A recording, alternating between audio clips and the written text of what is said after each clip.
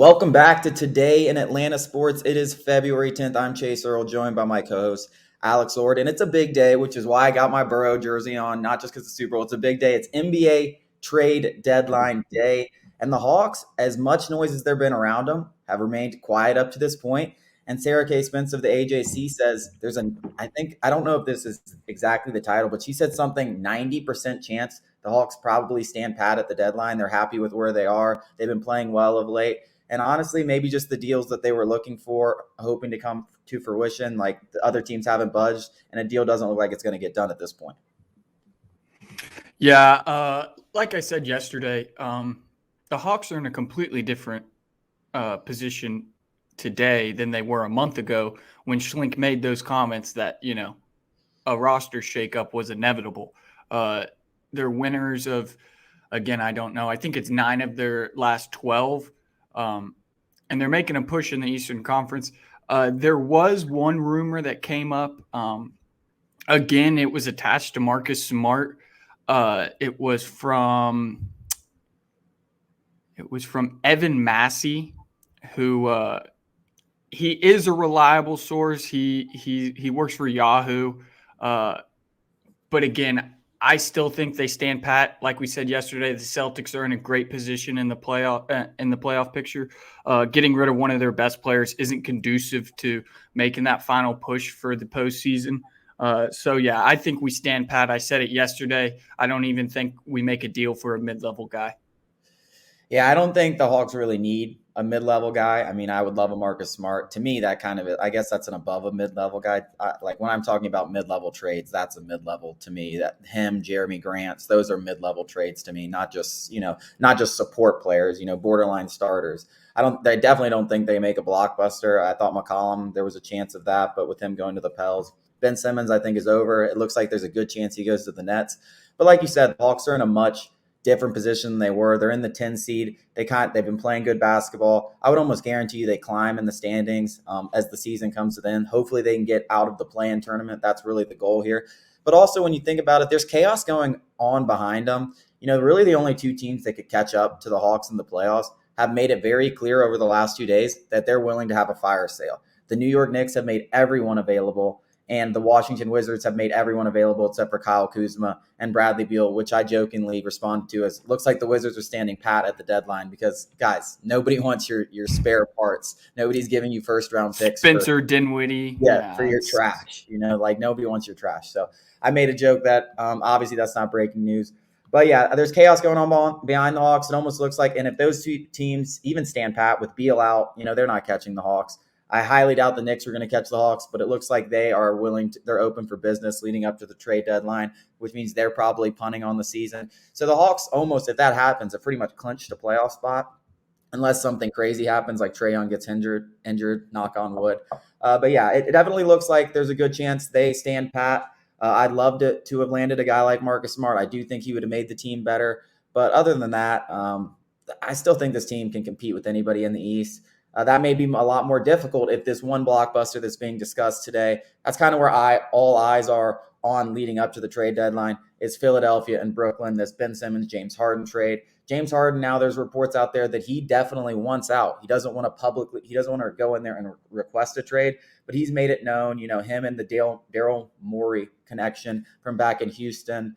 It makes a lot of sense for both sides, as we talked about yesterday. But if this deal gets done, the East gets a lot more competitive. So I'm almost hoping just like nothing happens. I like kind of where Brooklyn and Philadelphia are both in a mess. They're not where that we thought they would be at the beginning of the season. I hope they stay in that mess, because if they swap, all of a sudden you almost got like two super teams that weren't there, 24 hours ago. Yeah, Ben Simmons is obviously he hasn't played at all, but he's inarguably a top 20 player in this league. He's made it in all NBA teams. So him just playing again reshapes the East, whether it's for the 76ers or for the Nets. Obviously, he's never going to play for Philly again. But, just him coming back is going to shake up the East. There seems to be disconnect on all sides. Woj is reporting one thing. All these other reporters are saying another thing. Whether the Nets and Sixers are close to a trade or not. And I'm with you. I hope nothing happens, because it definitely hurts the Hawks. Ben Simmons sitting out is only benefiting the Hawks. Again, like you said, the Hawks are the current 10th seed. They're like 4.5 games back from the Raptors, who are the 6th seed. But then again, the 11th, 12th, 13th, everybody behind the Hawks are just like you said, they're kind of punting on the season. So the Hawks are kind of at that bottom. Although they're currently in the play-in, they're at the bottom of the East in terms of trying to climb up. So they got a long way to go. I wouldn't be totally shocked if, teams like the Hornets, start to fall apart, or even, the Cavs. I know the Cavs and Bulls are, really good teams. I know they're good, but I wouldn't be shocked if they started to fall apart. No, I would be utterly in disbelief if the Cavs fell apart. That doesn't mean they can't go 500 the rest of the way, and the Hawks. That's what I'm saying. I'm saying they're not going to keep up their current pace. Let me change. They're 34-21. That is incredible. I wouldn't be shocked if they went sub 500 for the rest of the way. I wouldn't be shocked, because going sub 500, that could just be some slumping basketball, especially in a competitive conference like the East. But I would be very surprised. The Cavs are one of my favorite teams to watch outside of the Hawks, and I'm not a big NBA regular season guy, but they have a fun young team. Darius Garland's an all-star point guard. Colin Sexton, Lauri Markkanen, and they're deep as hell. I mean, it's Evan Mobley. I mean, a lot of talent. You watch them play; they play hard. The Hawks actually play them next Tuesday in Atlanta. I think that's a game that I want to go to, because even though I think the Cavs have some of the ugliest jerseys in the NBA, they have a fun team to watch. I absolutely love that squad. I think they've got a bright future. They're kind of doing what I thought the Hawks would do as far as regular season production this year. And when you look at that roster, it's built very similar to the Hawks. I really, really, really, really like that team. So that's like the team that I think the Hawks could catch. I think the Hawks can catch the Raptors. The Raptors are hot as hell right now, playing good basketball, but they're a team that I could easily see going under 500 the rest of the way. I think the Celtics are the same way. They're always hot and cold. They're hot right now, but they're, a bad night's sleep from losing 6 in a row. So that's just how those two teams operate. I think they're more likely the teams that the Hawks will catch up to. I do think the Hornets could definitely go on a losing streak. They a team that I like, but they're still a year away, I think, from really competing in the Eastern Conference. And I don't think the Nets slide could be over. I mean, if they don't get this trade done for Ben Simmons, like, the Nets could continue to slide. Kevin Durant's injured. Kyrie Irving can't play half the games. James Harden looks disinterested. So, I mean, that slide could continue. And who knows? I mean, I think the Sixers are a team that could go 500 or under 500 the rest of the way if they don't get James Harden and Ben Simmons continues not to play. So there are a lot of teams that I think could fall down. The Cavs just are one of my favorite. And that may be a little bit biased, but I do think those other teams could easily go on a losing streak. And the reality of it is the Hawks only need one or two of them to do it to get to that 6th seed. And listen, if they go 23-7, they'll be in the top 6. So really everything's in front of them.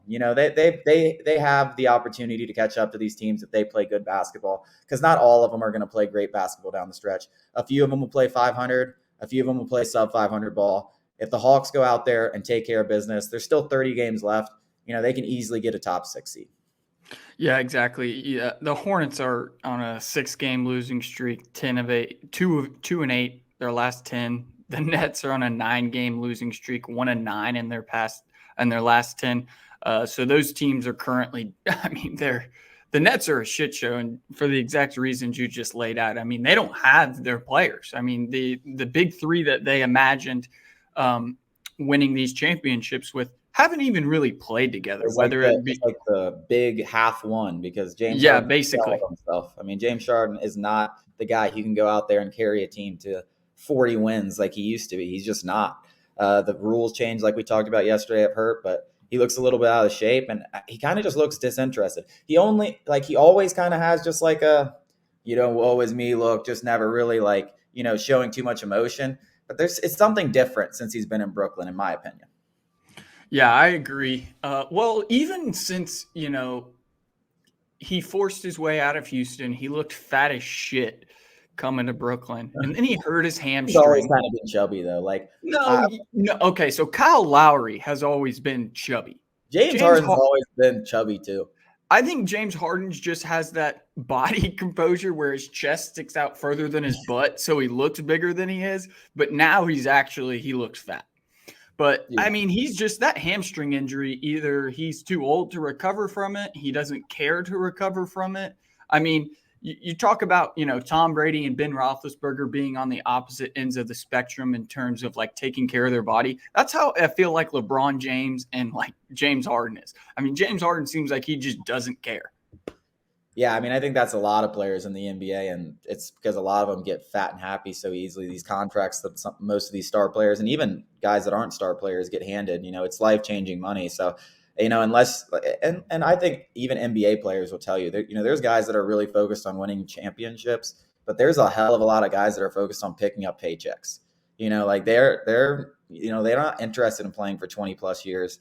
They're interested in getting 10, 15 years in, making $200-300 million and going to party the rest of their lives. So, and it's understandable. I mean, like, it sounds good to me. Yeah. I have $300 million, bro. Like, I don't know if I would be that focused on what people cared about my NBA championship and legacy either. So I understand that, but let's switch gears here a little bit.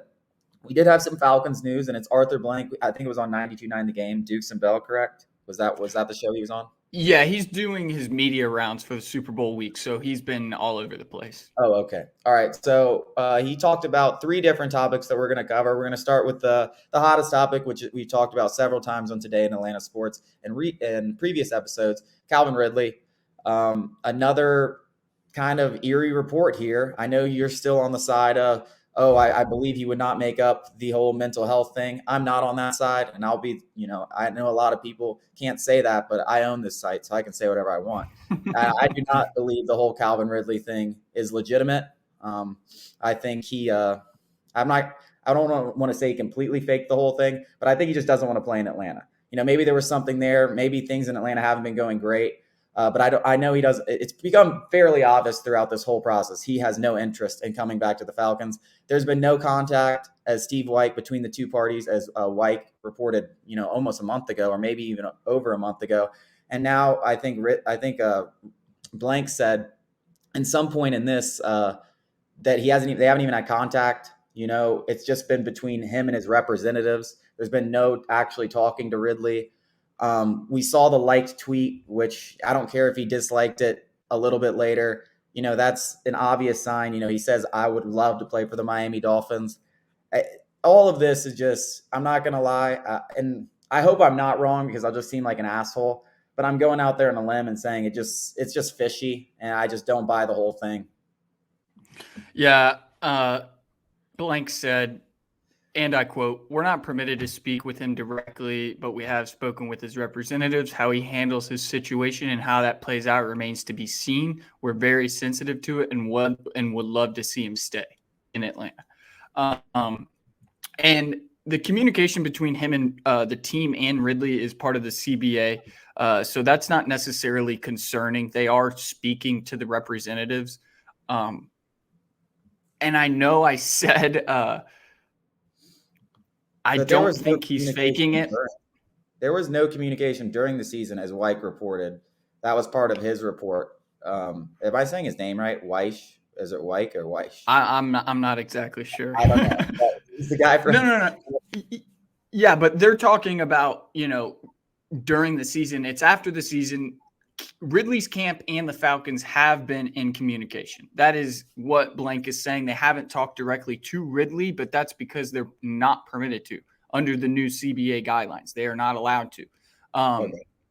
But I will say this, that even if, this is my whole point, is that even if he is really going through something, why the hell would he want to come back to Atlanta after the way that fans have treated him? You wouldn't want to go back and work for, a boss or with coworkers that just, talk shit about you and say some pretty awful things. I mean, even if he is going through something, fans are just going to automatically assume if he does get traded that he was faking it. I mean, I think for the most part, people have been pretty sensitive to the topic. I mean, Twitter is not a very sensitive place, and that's where we spend way too much of our time. But, you'll hear the most ridiculous takes. I mean, you saw the stuff about Jeremy Giambi dying in some, what is it, CBS local channel, I think in Myrtle Beach, which I lived in Charleston for a while. So shame on you, South Carolina, for this title. But they say Jeremy Giambi, who did steroids, cause of death unknown, dies, and his death unknown, like kind of insinuating that like, yeah, the steroids from that he did like back in, the early 2000s is the reason he died right now, which was just a preposterous take. I mean, the title was just ridiculous. Whoever wrote that needs to be fired. It was one of the biggest ratios. But Twitter is not necessarily a safe place for It's anybody. not a real place either, Yeah, to be it fair. doesn't it doesn't matter if you're a good player or a bad player. You have mental health issues. You're going to hear some ridiculous things about yourself on there, especially if you're famous. So, but I think, the Falcons have been super, super supportive. They've kept, tight lips. They haven't said anything, bad. They've said, hey, we want him back. They've respected him throughout this whole process. So I don't think you can say anything. Listen, and the fan base in general, I don't think it's been that bad. If he did this in Philly, yeah, good fucking luck. If he did this in Green Bay, good fucking luck. If he did this in anybody with like a real fan base, he would be getting it 20 times worse. And he did this with a media market like New York or Philly, where they have real reporters who will grill you to the death.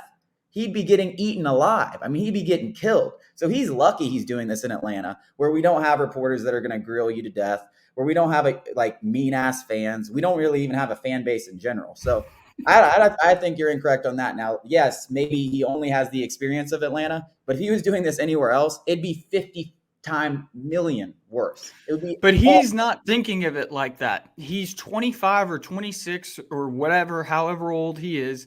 That entire, our entire generation thinks that Twitter is the real world. That 90% of people in America have a Twitter, when really it's like less than 5% of Americans have a Twitter. He's got to be on social media all the time.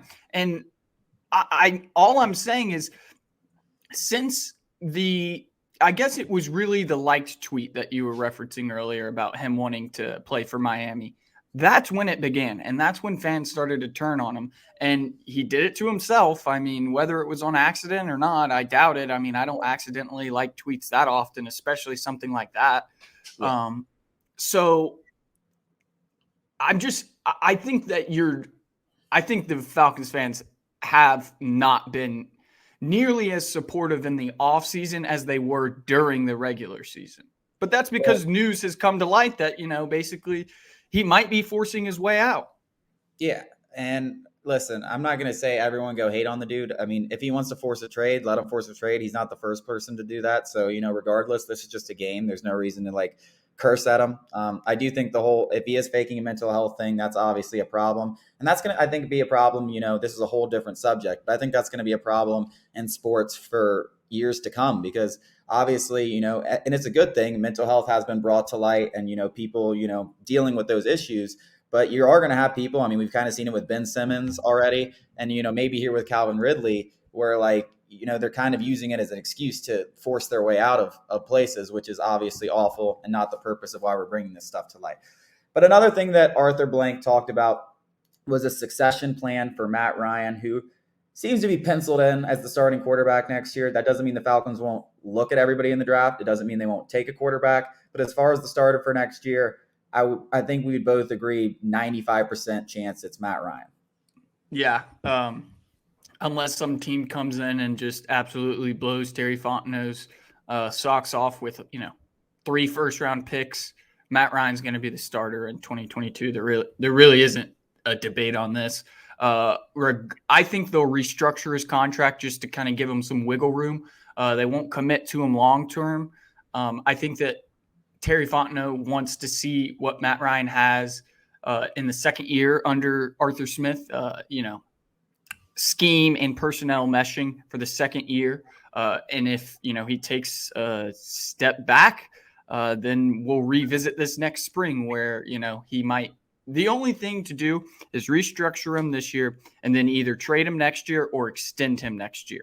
And I think it's all dependent on how he plays in 2022. I don't think even Blank, Fontenot, or Arthur Smith knows what's going to happen with Matt Ryan. I'm interested to see what happens to Ryan, because at times we saw flashes of the old Matt Ryan. and at times he kind of looked like he struggled. But when you go back to that year in 2015, first year with Kyle Shanahan, you saw very similar, hot and cold. And that when you switch coordinators, like, Ryan has for, I think, 5 times over his career, which is just ridiculous. When you look at a guy like Brees, who got Peyton his whole career, you wonder what Matt Ryan really could have done if he had the same face calling the plays every day. But I'm interested if he can take that jump like he did with Shanahan. I think a big part of it is going to be personnel. Obviously, they need to, revamp the offensive line, but they need weapons. And especially like we just talked about Calvin Ridley, if he's not there next year, I mean, that receiver room is barren.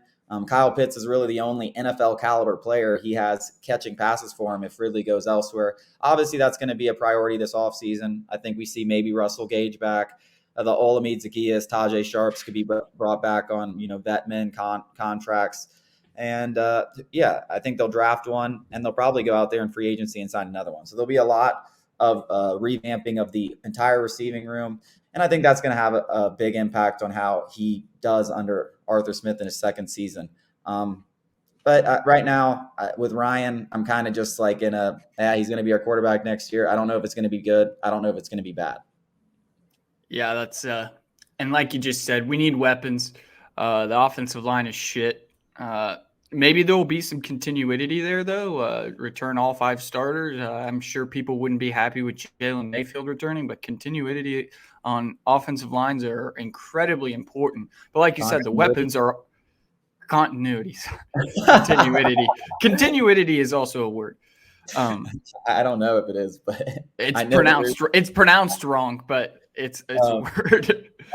But yeah, weapons are important too. And Blank went on to talk about Cordero Patterson, who is, not so subtly voiced his opinions on Twitter of, I want to return to Atlanta. He did it with the cleats. He keeps tweeting memes out about free agency and all this stuff and how he wants to be in Atlanta.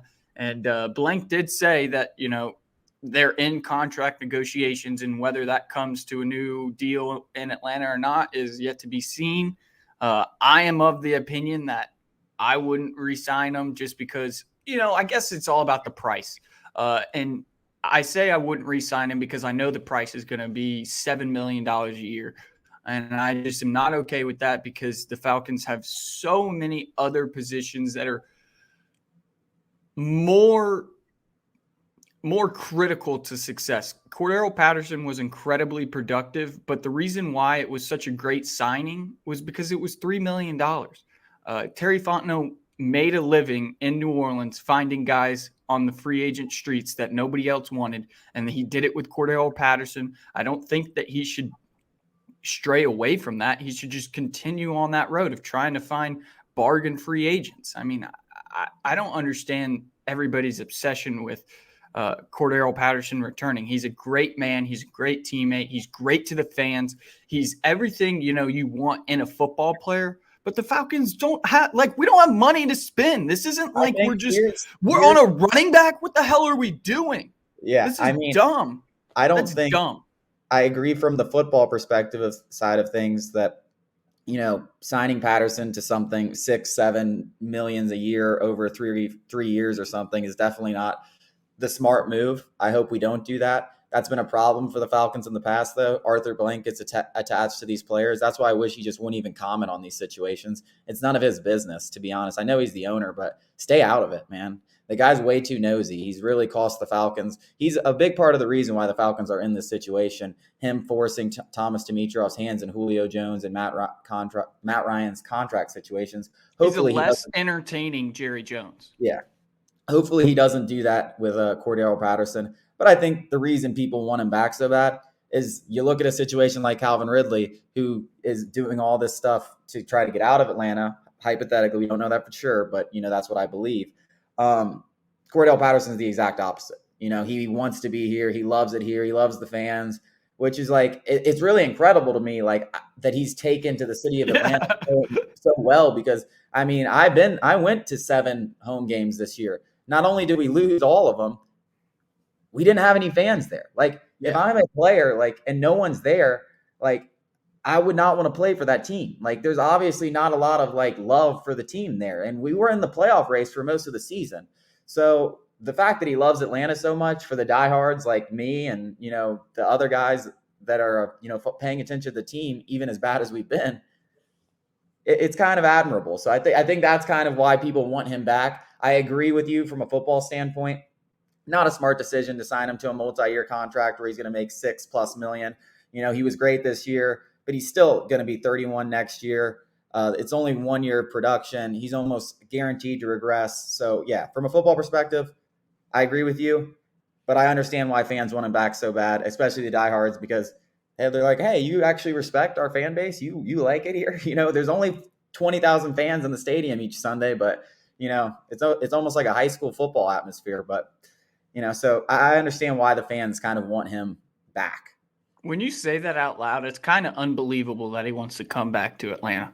I mean, why the hell would anyone want to play for the Falcons? That's what I'm saying. So that's why, as a fan of the team, I understand. Like, I want him back. It's like, you actually want to play here, like, because you go there on a Sunday. I don't know how many people listening are in Atlanta have been to a game recently. It's like a high school football field. I have seen very, very better atmospheres at 6, 7A high school football games in Georgia than I have on Sunday at Mercedes-Benz. And that's not a joke. That is not a joke whatsoever. So you're talking about Patterson, who's from Tennessee, obviously played in front of 100,000 fans in college, played in Minnesota, played in Minnesota, New England, where the fans pack out the whole place, even Chicago, pack out the whole place. And for some reason, he loves Atlanta that much. I gotta admire that. I want him back for that reason. But like you said, football reasons, not a great deal. It's a bit suspicious. Hang on. It's a bit suspicious he wants to come back to Atlanta. And this is some Tuanon. We're going to rename it. Maybe, I don't know. The name is pending. He knows the Falcons are a poorly run franchise. He knows that they have given out these lucrative contracts to players who want to be Falcons for life.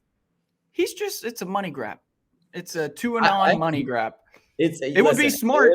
It is. That's smart business. And listen, I could see it. I mean, because like you said, why the hell would anyone want to play for the Falcons? But that wraps it up on this Thursday. Tomorrow, we're going to have a great show. We'll obviously recap everything, even if the Hawks stand pat. We'll preview their game against the Spurs, and we'll talk a lot about the Super Bowl. Enjoy your Thursday.